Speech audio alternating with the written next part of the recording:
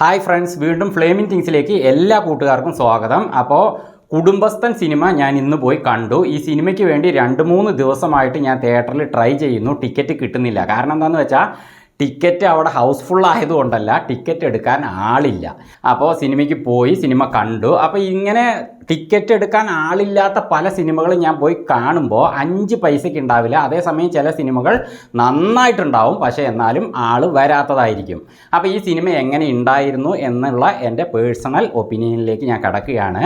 അപ്പോൾ ഈ channel subscribe ചെയ്തിട്ടില്ലാത്ത ആരെങ്കിലും ഉണ്ടെങ്കിൽ വീഡിയോയ്ക്ക് താഴെ കാണുന്ന ആ സബ്സ്ക്രൈബ് ബട്ടണിൽ ഒന്ന് പ്രസ് ചെയ്യുക. അടുത്ത് വരുന്ന ബെല്ലൈക്കൺ പ്രസ് ചെയ്ത് എനേബിൾ ചെയ്യുക. അപ്പോൾ നിങ്ങൾക്ക് ഞങ്ങളുടെ വീഡിയോകൾ നിങ്ങളുടെ യൂട്യൂബ് ഹോം സ്ക്രീനിൽ ഞങ്ങളുടെ തമ്പനെയിലുകൾ കാണാൻ കഴിയും. അതിൽ പ്രസ് ചെയ്ത് നിങ്ങൾക്ക് ഓപ്പൺ ചെയ്യാനും കഴിയും. എല്ലാ സിനിമകളുടെയും റിവ്യൂ വീഡിയോകൾ ഞങ്ങൾ ചെയ്യുന്നുണ്ട്. കുടുംബസ്ഥൻ ഒരു തമിഴ് മൂവിയാണ്. അപ്പോൾ ഇതിൽ അഭിനയിച്ചിരിക്കുന്നത് മണികണ്ഠൻ, ഗുരു സോമസുന്ദരം, കുടസനാട് കനകം. അവരാരാന്ന് വെച്ചാൽ ജയ ജയ ജയ ഹേ സിനിമയിൽ ആ നൂൽപുട്ട് പിഴിയുന്ന അമ്മയില്ലേ, അവരാണ്. എനിക്ക് അവരെ കാണുമ്പോഴൊക്കെ ആ സിനിമയിലെ ആ ഒരു രംഗമാണ് ഓർമ്മ വരിക. അപ്പോൾ അവർക്ക് ഇതിൽ മുഴുനീള കഥാപാത്രമാണ്, നന്നായിട്ട് ചെയ്തിട്ടുണ്ട്. പിന്നെ അതേപോലെ ആർ സുന്ദരരാജൻ, പിന്നെ ഹീറോയിനായിട്ട് സാൻവേ മേഘന. ഇത്രയും പേരുടെ കഥാപാത്രങ്ങളാണ് ഈ സിനിമയിൽ പ്രധാന ക്യാരക്ടറുകളായിട്ടുള്ളത്. അവർക്ക് കൊടുത്തിരിക്കുന്ന റോളുകൾ അവർ നന്നായിട്ട് ചെയ്തിട്ടുണ്ട്.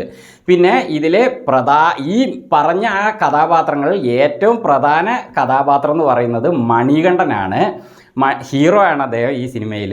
മണികണ്ഠൻ നന്നായിട്ട് ഈ സിനിമയിൽ അഭിനയിച്ചിട്ടുണ്ട് കേട്ടോ. കക്ഷിക്ക് കൊടുത്തിരിക്കുന്ന റോൾ എന്താണോ അത് നന്നായിട്ട് ഹാർഡ് വർക്ക് ചെയ്ത് ഇതൊരു ഫാമിലി എൻ്റർടൈൻമെൻറ്റ് മൂവിയാണ് കേട്ടോ. അപ്പോൾ അതിൽ എങ്ങനെയാണോ നമ്മളെ ത്രില്ലടിപ്പിക്കണം ആ രീതിയിൽ ത്രില്ലടിപ്പിക്കാൻ അദ്ദേഹത്തിന് സാധിച്ചിട്ടുണ്ട് എന്നുള്ളതാണ് വാസ്തവം.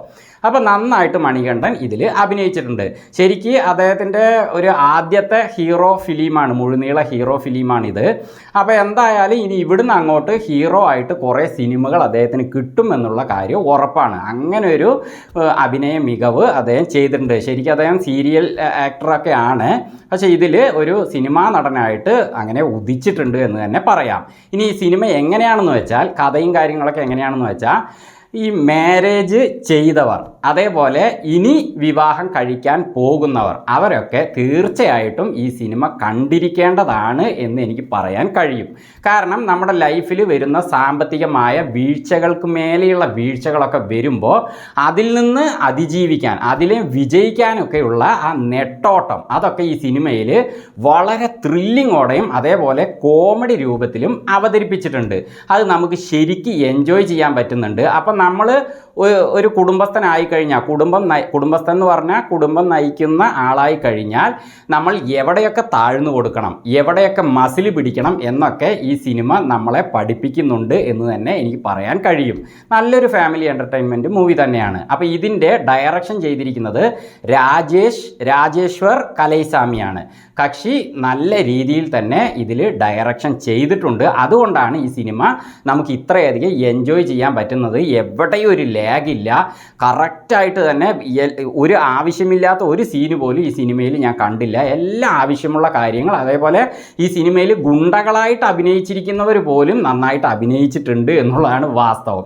എല്ലാവരും തന്നെ ഈ സിനിമയിൽ ഒരു പഞ്ചർ കട നടത്തുന്ന ഒരാളെ 2 സീന് കാണിക്കുന്നുണ്ട്. അയാൾ പോലും കോമഡിയും കാര്യങ്ങളൊക്കെ നല്ല രീതിയിൽ ചെയ്തിട്ടുണ്ട് എന്നുള്ളതാണ്. എല്ലാവരും നന്നായിട്ട് അഭിനയിച്ചിട്ടുണ്ട്. പിന്നെ ഇതിൻ്റെ തിരക്കഥ ചെയ്തിരിക്കുന്നത് പ്രസന്ന ബാലചന്ദ്രനാണ്. ഞാനിപ്പോൾ പറഞ്ഞ കാര്യങ്ങൾക്കൊക്കെ വേണ്ട ത്രില്ലിങ്ങും അതേപോലെ കറക്റ്റ് സ്റ്റോറി. ചില സ്റ്റോറികൾ നമ്മൾ സിനിമ കണ്ടുപോകുമ്പോൾ ആദ്യമൊക്കെ നന്നായിട്ടുണ്ടാവും, അവസാനമാവുമ്പോൾ ഒരു തീരുമാനമേ ഇല്ലാത്ത പോലെ അവസാനിക്കുക, അല്ലെങ്കിൽ ഒരു അന്തിമ തീരുമാനം നല്ലതായിരിക്കില്ല. ആ രീതിയിലുള്ള കുറേ സിനിമകളുണ്ട്. ഞാനിപ്പോൾ അടുത്ത് തന്നെ അതിൻ്റെ റിവ്യൂ ഒക്കെ ചെയ്തിട്ടുണ്ടായിരുന്നു. അതിൻ്റെ കാര്യം ഞാൻ പിന്നെ പറയാം. അപ്പോൾ ഈ സിനിമയിൽ തുടക്കത്തിൽ കാണിക്കുന്ന കാര്യം എന്താണോ അതിന് ഒടുക്കത്തിൽ നല്ലൊരു തീരുമാനം തന്നെ ഇതിൻ്റെ കഥ എഴുതിയ പ്രസന്ന ബാലചന്ദ്രൻ നൽകിയിട്ടുണ്ട്. അതേപോലെ തിരക്കഥയും അങ്ങേര് വളരെ മികവോടെ തന്നെ മേക്ക് ചെയ്തിട്ടുണ്ട്. അതുകൊണ്ട് തന്നെ ഈ സിനിമ ശരിക്കും നമുക്ക് എൻജോയ് ചെയ്യാനാവുന്നുണ്ട്. അതേപോലെ ഇതിൻ്റെ എഡിറ്റിംഗ് ചെയ്തിരിക്കുന്നത് കണ്ണനാണ്.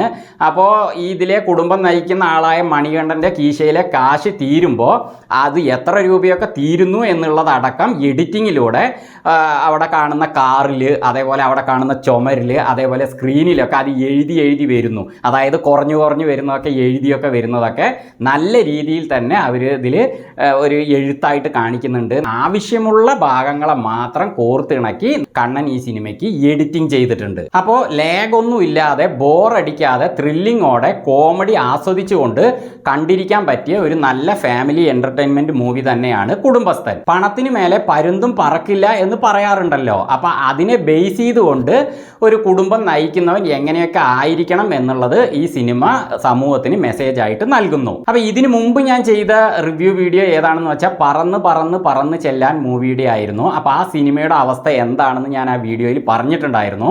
അപ്പോൾ ആ വീഡിയോയ്ക്ക് താഴെ കമൻറ്റുകൾ വന്നിട്ടുണ്ടായിരുന്നു. അപ്പോൾ ആ കമൻറ്റുകൾ പലതും അങ്ങനെ ഇങ്ങനെയെന്നൊക്കെ ഞാൻ പറയുന്നതായിട്ട് പറഞ്ഞിട്ടാണ് പറഞ്ഞിരുന്നത്. അപ്പോൾ അതാരാണ് പറയുന്നത് ഞാൻ പറയണ്ടല്ലോ, സിനിമ എടുത്തവർ തന്നെയാണ് ആ കമൻറ്റുകൾ ഇട്ടിരിക്കുന്നതെന്ന് വായിക്കുമ്പോഴേ നമുക്കറിയാം. ആ സിനിമ എടുത്തവരോട് എനിക്ക് പറയാനുള്ളത്, നിങ്ങൾ പോയിട്ട് ഈ കുടുംബസ്ഥൻ മൂവി കാണും, അതേപോലെ ഒരു ജാതി ജാതകം കാണും, അതേപോലെ പൊന്മാൻ മൂവി കാണും. ഇതിലൊക്കെ ഡയറക്ഷൻ എങ്ങനെ ചെയ്തിരിക്കുന്നു, എഡിറ്റിംഗ് എങ്ങനെ ചെയ്തിരിക്കുന്നു, എങ്ങനെ കഥ ഒരുക്കിയിരിക്കുന്നു, എങ്ങനെ തിരക്കഥ ഒരുക്കിയിരിക്കുന്നു എന്നൊക്കെ നിങ്ങൾ കണ്ടിട്ട് അതേപോലെ ജനങ്ങൾക്ക് മനസ്സിലാകുന്ന രീതിയിൽ എന്തൊക്കെയോ ചെയ്തു കൂട്ടി എവിടെയോ അവസാനിപ്പിക്കാതെ നല്ല രീതിയിലുള്ള സിനിമകൾ നിങ്ങൾ എടുക്കാൻ പഠിച്ചിട്ട് നിങ്ങൾ സിനിമ എടുക്കുകയാണെങ്കിൽ, അങ്ങനെ ഒരു സിനിമ ഞാൻ പോയി കാണുകയാണെങ്കിൽ തീർച്ചയായിട്ടും എനിക്ക് ഇഷ്ടപ്പെടും. അത് ഞാനും പറയും. അതേപോലെ എന്നെപ്പോലെ എല്ലാ പ്രേക്ഷകരും ആ സിനിമയ്ക്ക് നല്ല അഭിപ്രായം പറയും. അല്ലാതെ ഒരു സിനിമ നല്ലതല്ല ഇരുന്നിട്ട് അത് നല്ലതാണ് എന്ന് പറയാൻ എനിക്കാവില്ല. എനിക്ക് ആ സിനിമ ഇഷ്ടമായിട്ടുണ്ടെങ്കിൽ മാത്രമേ ഞാനത് ഇഷ്ടമായി എന്ന് പറയുള്ളൂ. അല്ലാതെ സിനിമ വിജയിക്കാൻ വേണ്ടിയിട്ട് നുണ പറയാനൊന്നും എനിക്ക് പറ്റില്ല. ചുരുക്കി പറഞ്ഞാൽ പ്രേക്ഷകരെ പറ്റിക്കാനൊന്നും എനിക്ക് പറ്റില്ല. അപ്പം നല്ല സിനിമകൾ നിങ്ങൾ എടുത്താൽ തീർച്ചയായിട്ടും നല്ല അഭിപ്രായം പറയുന്നതാണ്. കാരണം ഇത് ഞാൻ പ്രത്യേകം പറയാൻ കാരണം, പല സിനിമകളും 5 പൈസയ്ക്ക് ഇല്ലാത്ത പടങ്ങളായിരിക്കും. അപ്പോൾ അതിൻ്റെ അവസ്ഥകൾ എന്തോ അത് അങ്ങനെ തന്നെ നമ്മൾ പറയുള്ളൂ. അപ്പോൾ ആ വീഡിയോയ്ക്ക് താഴെ കമൻ്റായിട്ട് നമ്മളെ കുറ്റം പറഞ്ഞുകൊണ്ട് ചിലരൊക്കെ കമൻറ്റ് ഇടാറുണ്ട്. ആ കമൻറ്റ് ഇടുന്നവരാരാന്ന് വ്യക്തമായിട്ട് പറയാമല്ലോ. ഈ സിനിമ ഇറങ്ങുമ്പോൾ തന്നെ റിവ്യൂ വീഡിയോകൾ എന്തൊക്കെ വരുന്നു എന്ന് പറഞ്ഞ് അവർ കാത്തിരിക്കുകയായിരിക്കും. അപ്പോൾ അവർ അത് ഓപ്പൺ ചെയ്യുമ്പോൾ നല്ല അഭിപ്രായം അല്ലെങ്കിൽ അവർ തന്നെ ആ സിനിമയ്ക്ക് നല്ല അഭിപ്രായങ്ങൾ പറഞ്ഞുകൊണ്ടും ഒക്കെ കമൻ്റ് ഇടും. പിന്നെ അവരെ പറഞ്ഞ് തെറ്റില്ല, സിനിമ ഓടാൻ വേണ്ടിയിട്ടാണ് അവരത് ചെയ്യുന്നത്. അവർക്കൊരു ഹാർഡ് വർക്ക് ഉണ്ടല്ലോ. പക്ഷേ അവരോട് എനിക്ക് പറയാനുള്ളത് ഇത് തന്നെയാണ്. നിങ്ങൾ ഹാർഡ് വർക്ക് ചെയ്യുമ്പോൾ നല്ല രീതിയിൽ എടുത്തിട്ടുണ്ടെങ്കിൽ തീർച്ചയായിട്ടും നല്ല അഭിപ്രായം തന്നെ എല്ലാവരും പറയും. അപ്പോൾ വീണ്ടും മറ്റൊരു വീഡിയോയുമായി ഞങ്ങൾ വരുന്നത് വരെ ഫ്ലേമിംഗ് തിങ്സിൽ നിന്ന് ബൈ.